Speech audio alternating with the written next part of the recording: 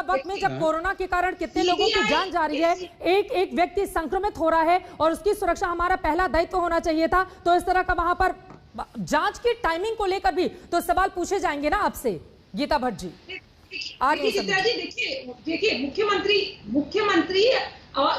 जो पार्टी है, मुख्यमंत्री जो है पूरे राज्य की है, और जो पार्टी है वो अपनी जगह है, वो अपने जो कानून व्यवस्था के अनुसार जो बनता है वो अपनी कार्रवाई कर सकते हैं। अगर उन्हें कुछ विरोध है वो कर सकते हैं। सीबीआई एक इंडिपेंडेंट एजेंसी होने के नाते अपना कुछ कार्य कर रही है। अगर कोई कुछ भी बात पे आपत्ति है तो वो उसको न्यायालय ले जा सकते हैं, उसके ऊपर विरोध दर्ज कर सकते हैं। पर इस प्रकार का, जैसे कि आपने कहा कि इस समय जो लॉकडाउन की परिस्थिति है, कोविड एक बहुत बड़ी चुनौती है, और अगर जैसे कि अभी उन्होंने बताया कि फरीद हाकिम जो कि अपनी विधानसभा क्षेत्र को मिनी पाकिस्तान कहते हैं, अगर उन्हें पकड़ लिया गया है तो और बड़े सारे नेता इस समय तो किसी और को, चलिए ठीक है, सीबीआई को आपने स्वतंत्र जांच एजेंसी तो बता दिया, लेकिन सर्वोच्च अदालत की वो टिप्पणी भी इसी के साथ याद आ गई मुझे। और जयंत घोषाल, इसी सवाल के साथ मैं आपके पास आते हुए, जब सीबीआई को पिंजरे में बंद तोता बताया था देश की सर्वोच्च अदालत ने, और ये कहा था कि दरअसल उसके कई मालिक हैं, 2013 की ये टिप्पणी है, लेकिन तब से लेकर अब तक हालात बदले हैं क्या, या फिर ये माना जाए कि दरअसल वो अपने तरीके से काम कर रही है और राज्य सरकार इसमें बाधा बनने की कोशिश कर रही है, अपनी ताकत दिखाई जा रही है? देखिए, मैं ये कहूंगा कि ये जो मुद्दा है इसका दो एस्पेक्ट है, मतलब एक राजनीतिक है और एक लीगल है।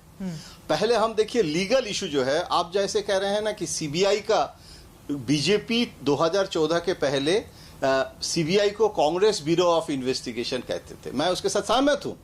कांग्रेस ने सीबीआई एजेंसी को बिगाड़ा, मोदी जी के खिलाफ अमित शाह जी को जेल तक जाना पड़ा था ये सीबीआई के लिए।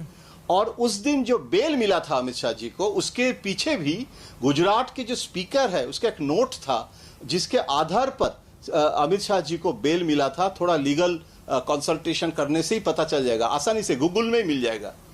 देखिए, मेरा कहना है कि जांच होना चाहिए सीबीआई का, और भ्रष्टाचार है।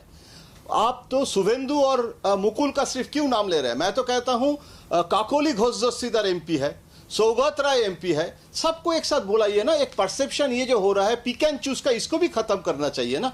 तो आप देखिए, जो मैथ्यू ने इन्वेस्टिगेशन के लिए ये सब किया था, वो खुद आज एक वीडियो क्लिप दिया है जिसमें बोला है कि शुभेंदु अधिकारी को क्यों नहीं अरेस्ट किया जा रहा है। तो जिसने ये पूरा तमाशा किया है, पूरा मतलब हम तमाशा नहीं कहूंगा इसको, जो मेरा हिंदी खराब है, मैं जो कहना चाहूंगा कि ये जो इन्वेस्टिगेशन पैसा ले रहे हैं, ये तो सही बात है।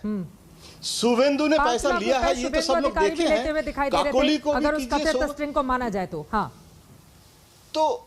तो क्रेडिबिलिटी बढ़ता। आज सीबीआई का चीफ नहीं है, एक्टिंग चीफ है गुजरात काडर का। 24 सीबीआई का मीटिंग होने वाला है। सुप्रीम कोर्ट का वर्डिक्ट है कि कोरोना के टाइम में अरेस्ट करने के समय थोड़ा समझना चाहिए। सुब्रत मुखर्जी एजेड मैन है, असुस्थ है, अगर मान लीजिए कस्टडी में अगर किसी का कुछ हो जाए, भगवान करे ना हो जाए, तो वो शिकायत तो सीबीआई के खिलाफ ही जाएगा ना।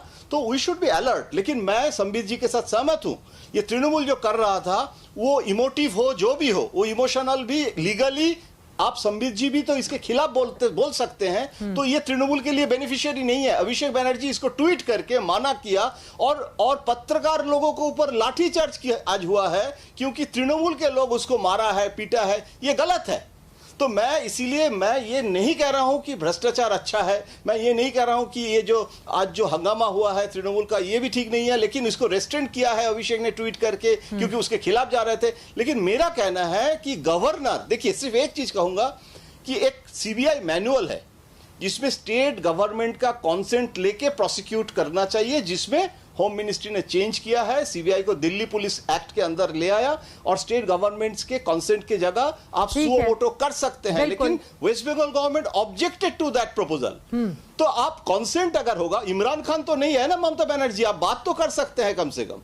तो प्रोसिक्यूट कर रहे हैं सेंट्रल पैरामिलिट्री फोर्स ले जाके, तो इसमें अगर ये संदेह होता है तो उसका भी तो थोड़ा माहौल बिगड़ता है। ठीक है, रजत आ रही हूं, जब आप सुन लीजिए जयंत घोषाल ने जो सवाल खड़े किए हैं। संबित पात्रा, देखिए चित्रा जी, मैं याद दिलाना चाहूंगा, यहाँ सब बुद्धिमान जन बैठे हुए हैं।